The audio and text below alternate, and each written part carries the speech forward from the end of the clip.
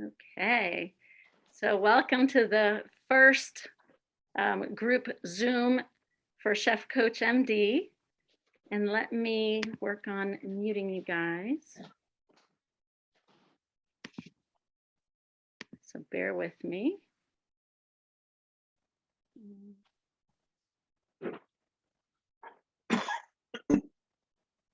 Okay. And I'm going to share my screen.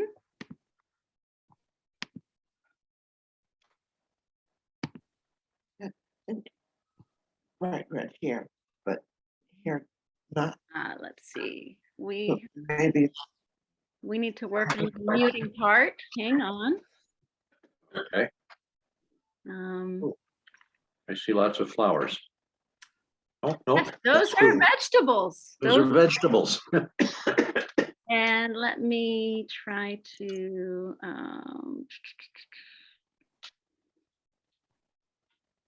mute. Sorry, guys, I did practice this before. If you all could mute yourselves, that would be very helpful. Okay. Could you? Okay. All right. So we're going to go ahead and get started. All right. So this is the talk on superfoods. And I wanted to start with the big hitter, the cruciferous vegetables, because those are probably the biggest, give you the biggest bang for your buck when it comes to really amazing health benefits. And when we talk about cruciferous vegetables, here are some of maybe not necessarily your favorites, not yet, but maybe that's something that you'll need, you'll discover you actually like and want to incorporate in your diet once you start eating them or preparing them in a different way. So cruciferous vegetables, some of them include broccoli, cauliflower, kale, cabbage, bok choy, Brussels sprouts, arugula, rutabaga, turnips, and there are others. Just look them up and you can see all the different kinds. But these are some of the most prevalent and popular. So why would you want to add these foods to your diet? Well, there are thousands of papers, and I'm not going to go through all of them today, that describe in great detail how these are helpful to immune systems, to your satiety, feeling full, improving bowel movements, helping with insulin sensitivity, glucose control, your cognitive self, improves lean muscle mass, bone strength, decreases cholesterol, decreases risk of some cancers, heart attacks, strokes, and inflammation in general, neuroinflammation, so Alzheimer's and other neuroinflammatory conditions, and muscular inflammation as well. Here are basically the things that I already mentioned, kind of broken out into cardiometabolic, neurologic, psychiatric, musculoskeletal, and cancer. So those of you who might be having some issues with cholesterol, they've been shown to decrease total and LDL cholesterol and raise HDL cholesterol. They improve blood pressure, they improve muscle strength, they decrease the proliferation of cells and angiogenesis. So tumor cells want blood vessels to come to them, to feed them, and this decreases that. It decreases cancer progression, improves insulin sensitivity, all these wonderful, wonderful things. This was just a tiny little snippet. I just, did a little screenshot of just a tiny portion of some studies out there. Broccoli helps with oncogenic signaling pathways. That's for cancer. Prostate has to do with prostate cancer. Improves glutathione. Glutathione is a very important master detox enzyme in our bodies. It decreases damage to the cells from ultraviolet radiation. It improves LDL cholesterol. It helps with glucose control in diabetes. It helps autism spectrum disorder. I mean, you name it, you could probably find something that, some disease process that these help. Now, it's not just one chemical or another necessarily, right? So we're talking about these as foods. And as foods, they have more than just tiny little incremental portions and parts. But let's talk about some of the most important ones. So one is fiber, and fiber is extremely important. You guys have heard me talk about fiber time and time again. There's soluble and insoluble fiber. Soluble fiber is the kind that dissolves in water. It's food for the microbiome. These are short chain fatty acids that the really good bacteria use to eat in your gut, and so they're not eating your intestinal lining. Insoluble fiber improves your bowel movement mass and quality, has other effects as well. All sorts of benefits on increasing fiber. Type 2 diabetes, colon cancer, cardiovascular disease. I mean, you're seeing some similarities, aren't you? But it's not just the fiber that is causing this wonderful effect from the cruciferous vegetables. We also have vitamins and nutrients, and vitamins C, E, K, and folate. So any of you that may have MTHFR, folate is really important to include in your diet. So cruciferous vegetables are important. Phytonutrients, carotenoids, like beta carotene, lutein, and zeaxanthin, polyphenols. And then the one that we're going to talk about today mostly is the glucosinolates, because these are found almost exclusively in cruciferous vegetables, and it's what makes them different. So let's talk about that. So what are glucosinolates? Those are the molecules that have that pungent, bitter, or peppery flavor and that pungent odor in all of these vegetables, right? Which is why some people don't like to eat them. They find them a little too strong. There are more than 130 different types of glucosinolates. And the reason why the plants have developed them was as almost like chemotherapy against an attack by predators. So when the plant gets injured in some way, if it's trampled or if it's chewed,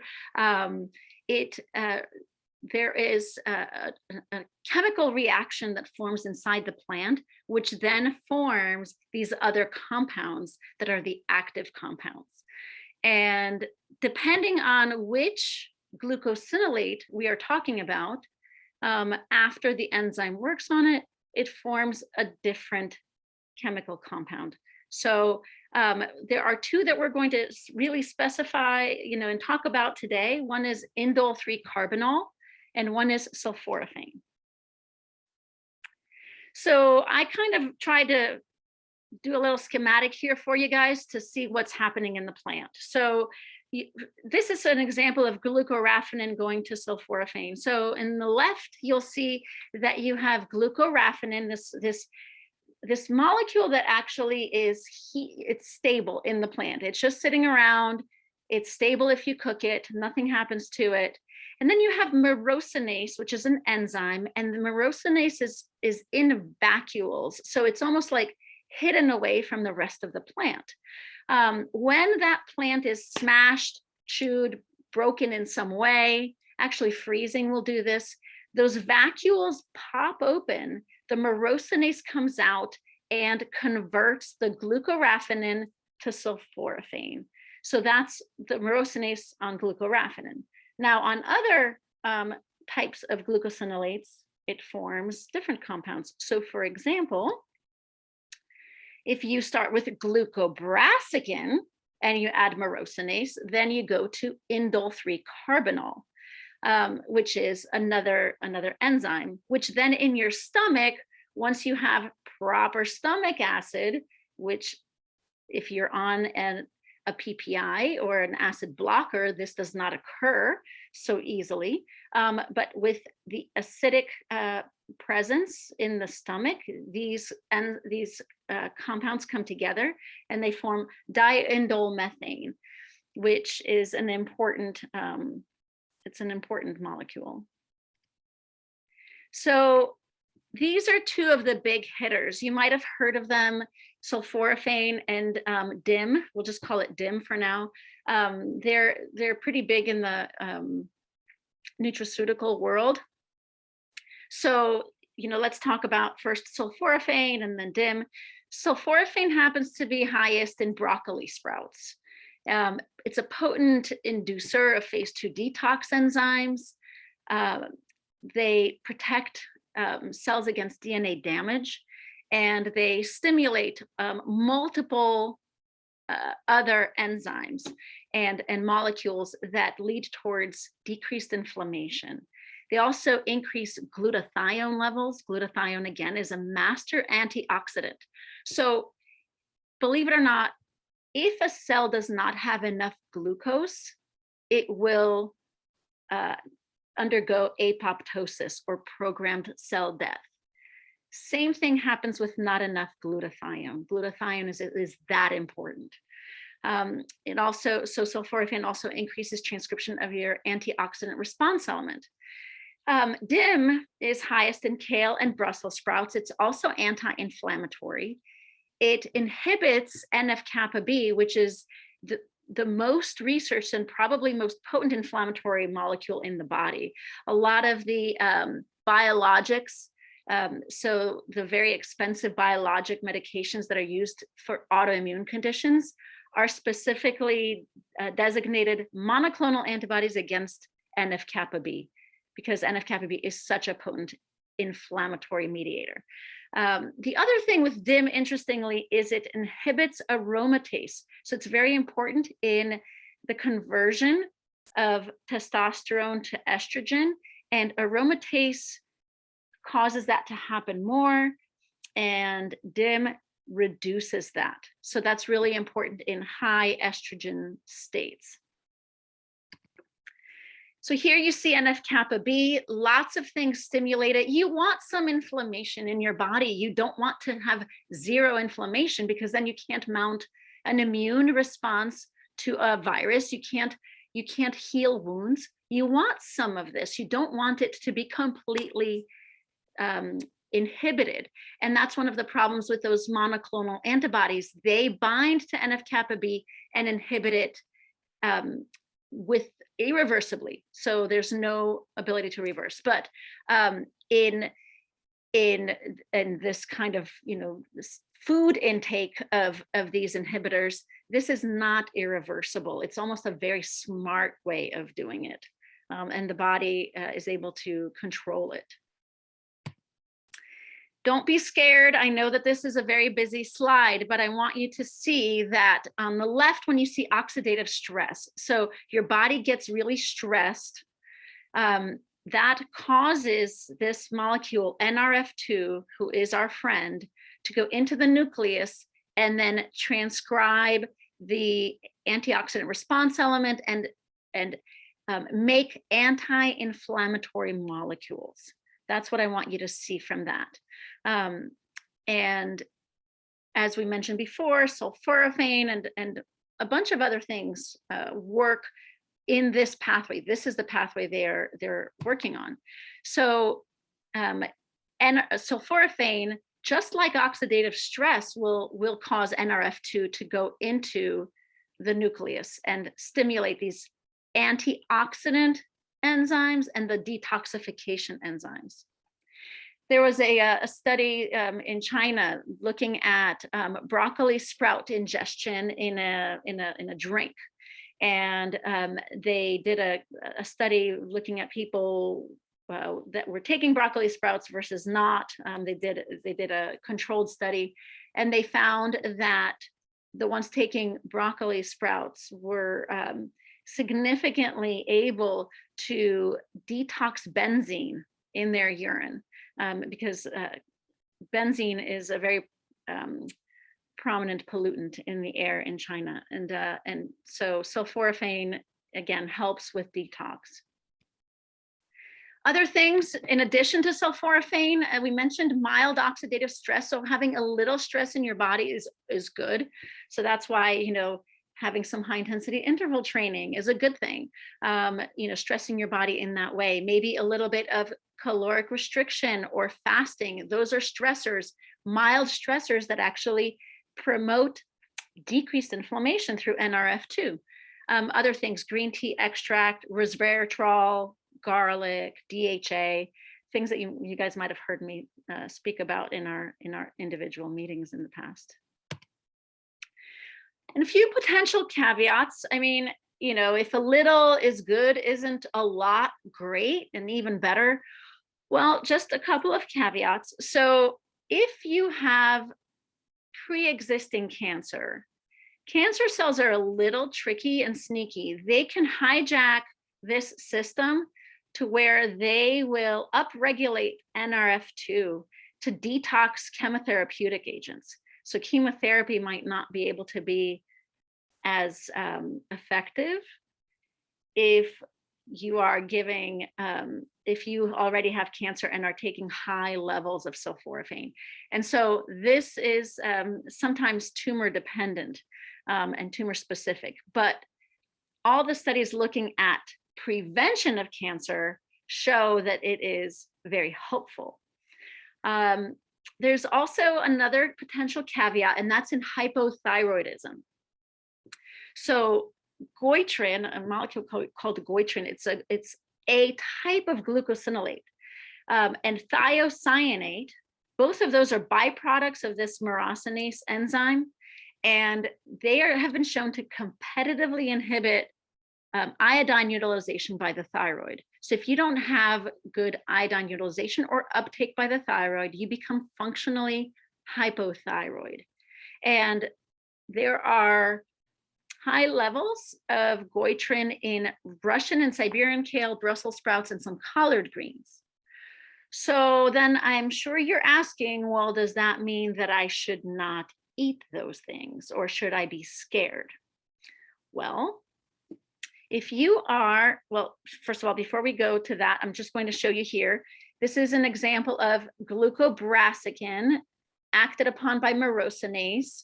If you remember, glucobrassicin goes to indole 3-carbinol, which eventually goes to DIM. But if you see there, thiocyanate is one of the factors that that comes out of this decomposition. So this is what we're talking about: thiocyanate and hypothyroidism. But anyway, so what is too much? Well, there was a study in the New England Journal of Medicine in 2010 where an 88-year-old woman was trying to control her diabetes by eating 1.5 kilograms of raw bok choy every day for several months. 1.5 kilograms, that's over 3 pounds of raw bok choy. You can imagine how much that is. And so she was found to have signs of myxedema coma, which is basically end stage hypothyroidism, presented to the emergency department, had numbers all out of whack. Eventually it was figured out that that was what was going on, and they were able to reverse that for her. But when, you know, that's excessive. And so when we look at what is okay, well, if you consume typical serving sizes of typical cruciferous vegetables, you are unlikely to impair your thyroid function. However, if you are like this woman and decide that you want to excessively consume more than 1 kilogram per day for several months of either raw Russian Siberian kale, some collards, and Brussels sprouts, then we need to check your thyroid studies. But other than that, feel free. In potency, of sulforaphane is based on many factors. So the type of vegetable matters. Turns out broccoli sprouts, very young broccoli sprouts, have the highest concentration of glucoraphanin. The conditions of the plant growth matter. So organic has higher amounts than conventional, because if you think about it, organic plants are not sprayed with pesticides. So they have to have their own internal pesticides in order to fight off predators, which is why their levels are higher. Same as harsh versus mild environment. Harsh environments, higher levels. Storage matters. So if it's fresh, it's ideal, but actually if you freeze it, do not worry, because some of the freezing process causes the myrosinase to act upon the glucosinolate. And cooking is important, depending on whether you are steaming it very quickly, or you're roasting for a long period of time, or you're boiling. And if you're boiling, the glucosinolates are water soluble, so they will actually leach out of the plant into the water. And the age of the seeds versus sprouts versus the broccoli matters. So if you look at the NQO1 activity on the left and the glucoraphanin levels on the right, those are, higher is better. And you can see that the closer they are to seeds, the higher the levels. And as you get into the more adult, market stage, then the levels are lower. But they're not zero. And again, now you're getting also the benefits of fiber. So that's why I always like variety. Have some broccoli sprouts, have some, grown up broccoli. This is an example of, on the bottom, you'll see the type of cooking and the levels of two different glucosinolates. And the highest is when they're raw, and the lowest is when they're boiled. And then you have a variety in sauteed versus steamed. Myrosinase is an enzyme. It's heat labile. So if you are cooking your broccoli, if you're roasting your broccoli, you are going to be fine from the glucoraphanin standpoint, but your myrosinase will die. So how do we work around this? Well, first of all, our microbiome has some myrosinase enzyme capability to some extent. If you use antibiotics, this is significantly reduced, which again, we try to minimize antibiotics to try to help your healthy microbiome. It's also myrosinase, as we mentioned before, it's present in fresh vegetables. And it's also present in mustard greens and seeds and wasabi, daikon, watercress. So what can you do? Well, I find one of the easiest things to do is to cook your broccoli the way you like to cook your broccoli or your cauliflower or your Brussels sprouts. And then when it's all done cooking, at the end, just get some mustard seed powder on there. And now you're adding myrosinase. So it bypasses that step and gets you your myrosinase in after it's cooked. Other options, you can do just broccoli sprouts and have them 2 to 3 days young. You can eat veggies raw. That's another way. You can chop and wait. If you chop and wait 40 minutes, the myrosinase, as you're chopping it, has a way of getting into, remember, once it's broken, it then goes into the glucosinolate and acts on it. And then you can cook it afterwards, and then the sulforaphane or the DIM, it's stable at that point. As I mentioned, you can add mustard seed powder to your cooked veggies, or you can eat some fresh veggies alongside your cooked ones. Maybe have some arugula salad with your cooked broccoli. Then you're adding the myrosinase from the arugula salad, or add fresh wasabi. Lots and lots of options. And so I'm going to show you how to make broccoli sprouts And then we'll make a raw red cabbage salad. So I hope you enjoy these little videos. Hey, how are you? All right, we're going to show you how to make sprouts. Sprouts are very easy to make and inexpensive and so good for you. So first you're going to need some bleach. Don't be scared. I'll walk you through it. It's all okay.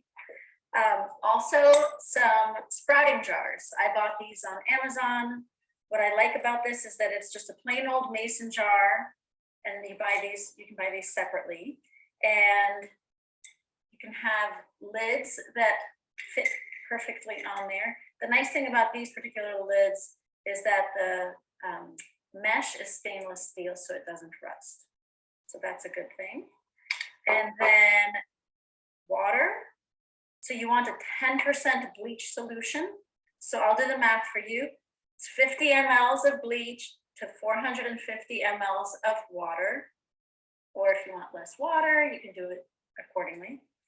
And then I use 2 tablespoons of sprouts. And in this case, we have, you can get whatever sprouts you like. This is a mix of broccoli, purple kohlrabi, radish, collard, and turnip sprouts, seeds, which you can sprout. And I bought this again from Amazon because it's easy. All right, so do not be afraid of the bleach. The reason for the bleach is that no matter what kind of wonderful farming practices people undertake, organic, non-organic, regardless, they take extra care to make sure their seeds are really well cared for. You can have bacteria that just sit here dormant on the seeds, and if you don't bleach them, or maybe some people use vinegar, there's a chance, it's slim, but it's definitely there, that you can get some kind of significant bacterial infection from the growth of the bacteria once these are sprouting. And people have gotten quite sick with this in the past, and that's one of the reasons why you try not to have any of these sprouts from salad bars or out commercially prepared. So I like to make my own. And don't worry, the bleach, it's not harmful. So commercial bleach, if you drank it straight out of the jug, that would not be good, not advisable.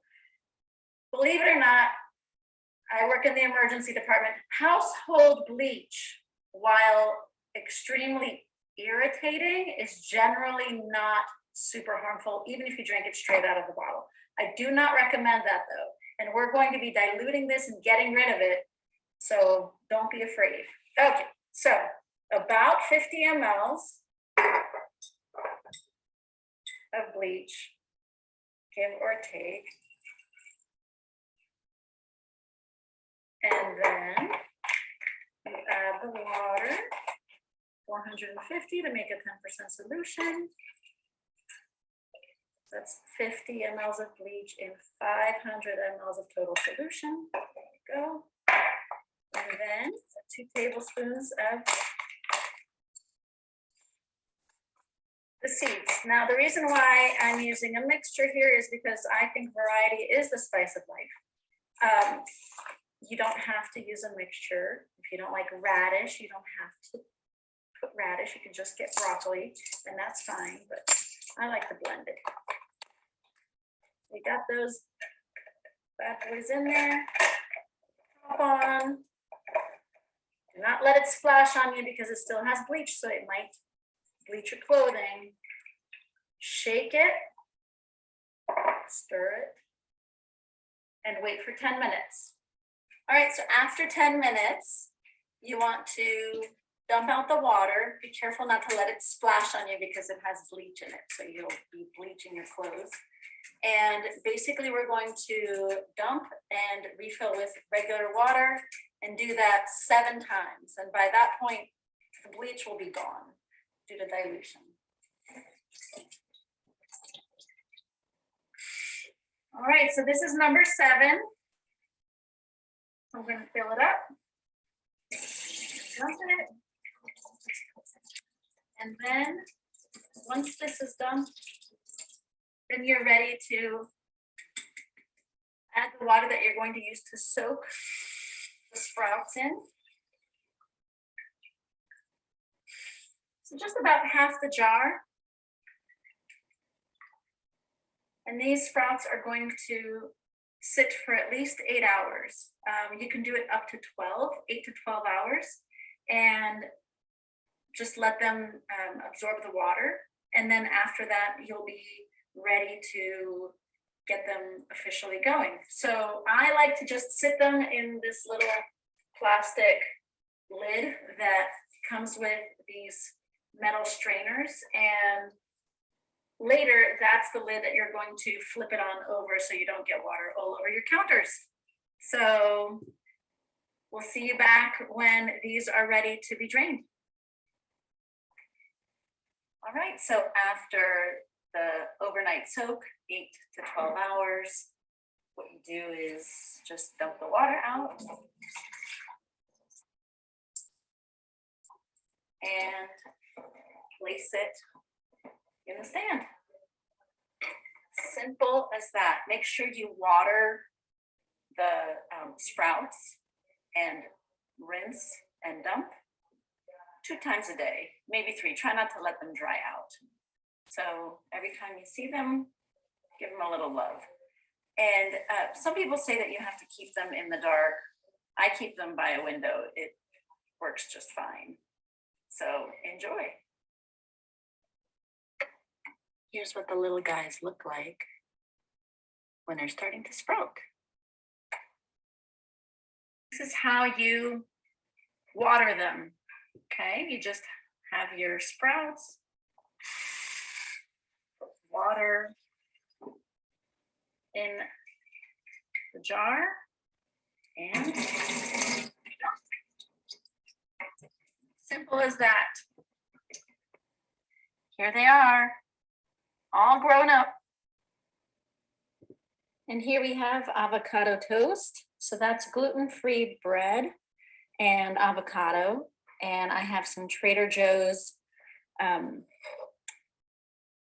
everything but the bagel seasoning, which is delicious. And then I take my sprouts and just put them on top. And they give such a nice, crisp, fresh bite. Plus, you know that you are absolutely helping your body with every single little morsel. They're also awesome sprinkled in a salad. Mmm.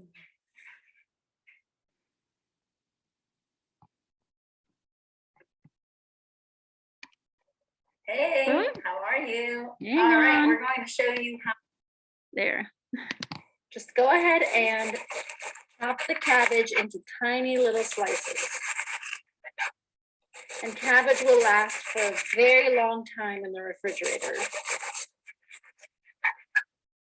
So slice as much as you would like for the one salad.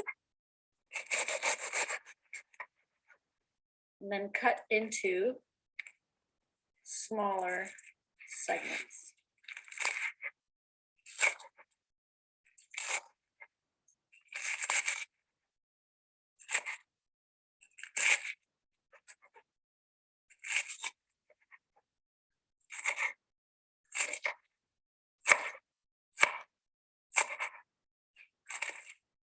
Just like that. Once you've got it chopped up, just put it in a bowl.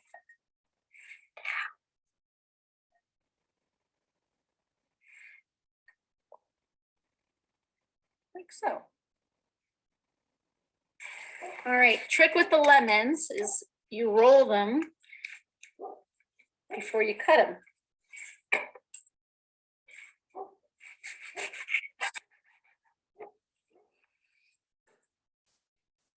it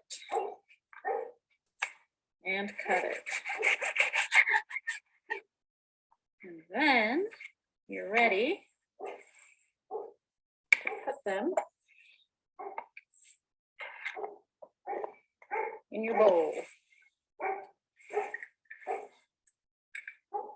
Use a little strainer.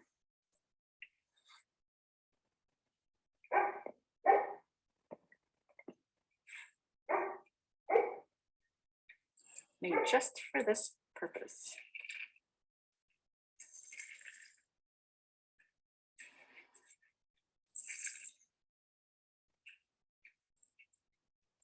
And I like it really lemony, so I'll use 2 lemons for this.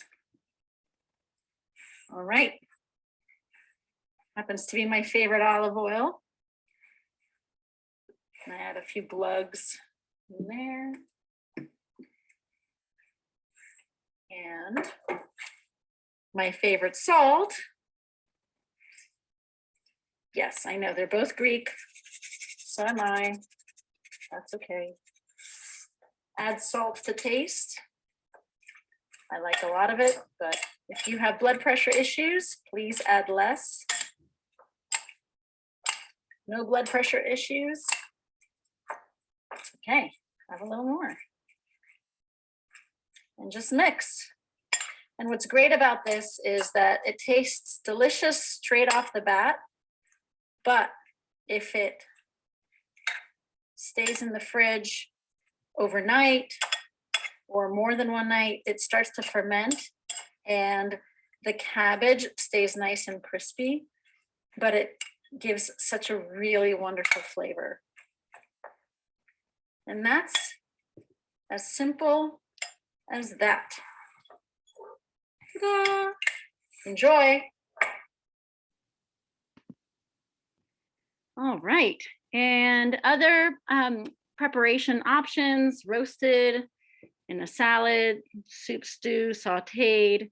On the left here, you have rutabaga, up top left. Then you have the Brussels sprouts, bottom left. And then on the right, I have some sauteed broccoli with some spinach and some shrimp. So do not be afraid. You guys got this. Thank you.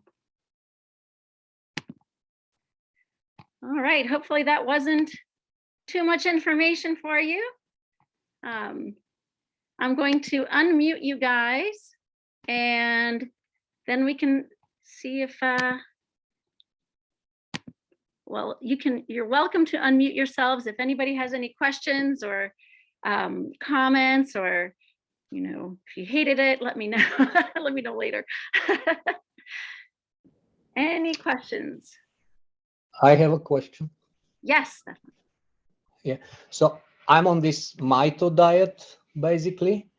And I wanted also to, I stopped totally bread, although all my life I was big bread eater and so. And actually I can do it now. My question is, too much is not the best, right? Is it okay if I really avoid, or is it not good to make such a big change with a doughy things like bread, pasta, this type of things? Are you saying that you're concerned of making a change too quickly, or Too radically, basically. radically? You know, I usually like for people to use their bodies as a guide. So if you are feeling worse when you make the change, if you're feeling bloated, if you're feeling gassy, you know, you might better. Better. I feel better. Then you keep going. Is it okay to keep it like that without is it? You don't have to have bread in your life. Yes, you can Okay. be bread and pasta free. Absolutely. That is, there isn't anything, you know, other than, you know, kind of like the community type of, you know, bread is part of community. Sometimes it's part of Yeah, sometimes, social of course. practices, right? But other than that, there is no specific inherent quality in bread that means, that increases value in, nutritional value. So yes, it is fine. Drinking is not like wine for social purposes. I understand. Yes, exactly. Kimchi, Thank you. using Absolutely. lemon instead of salt water. I don't know. Sorry, what was the question? This is Tom Spencer. Question, we make kimchi and my wife, well, the way we make it, we start out and soak the Napa cabbage in salt water. And she's wondering, actually, would it be better instead of using extensive salt water to use a lot more lemon rather than the salt in the water? Well, I have never made kimchi, but I can vouch for the fact that cabbage and lemon is delicious together. So it might be Okay. worth a shot. Yeah, the idea sort of came up while we were watching you put the lemon in the red cabbage. And it has ferment at least about a week. Oh, yeah, also the way we make kimchi is we let it ferment about a week, week and a half. Okay. And, yeah, it'd make it better. Yeah, you ought to Okay. try it. You know what? Why don't you try 2 different ways and then see how it ends up, Okay. and Yeah, let we us know. probably will. Yeah, we're due to make some more probably in about another 3 weeks. Perfect. Always have it. Always have it. Okay. Any? Yes. Question please. about the sprouts, because I'm planning my garden for the summer, and this is something new. I think I will be adding way before the garden. But one of the questions I have is when do you know they're ready to eat? Right. So it turns out, so this is a little, counterintuitive, but it turns out only 2 or 3 days after you basically, you have the overnight watering, and then after that, if you start counting, only 2 to 3 days later is when they are at their highest levels. But that's when they are teeny tiny sprouts, like that first one when I Okay. said that they're starting to sprout. That's when they're at their highest sulforaphane, glucoraphanin. But I don't think they're at their tastiest. So Okay. so I like them a little bit later, personally, but you can, honestly, you can do it whenever you want, or you can stagger them. So you can get 2 or 3 different mason jars and, and stagger when you start making them. And that way, then if you want, a little extra taste of the more, the greener ones versus the ones that have just sprouted, you can mix them together. Okay, all right, thanks. Yes, you're welcome. Thanks, Ash. He put a thing in the chat. Any other questions, anyone? Well, this was really fun for me. I hope I didn't over talk or over present. Please let me know if you have any suggestions. And that way, then for the future ones, I will tailor it based on your suggestions. But we're not only going to be doing nutrition in the future, we're going to be doing meditation. We'll be meditating together. We'll be doing exercise, all the different components. So we'll learn, all the pillars of health. And so, I'm glad that you guys can be here for this. And all of this, hopefully, it has been recorded this whole time, and and so then it will be in your documents. All right. Okay. Thank you so All right. much. You're Thank you. This was welcome. very Thanks, helpful. You're Thank you. welcome. Thank So good to see all of you.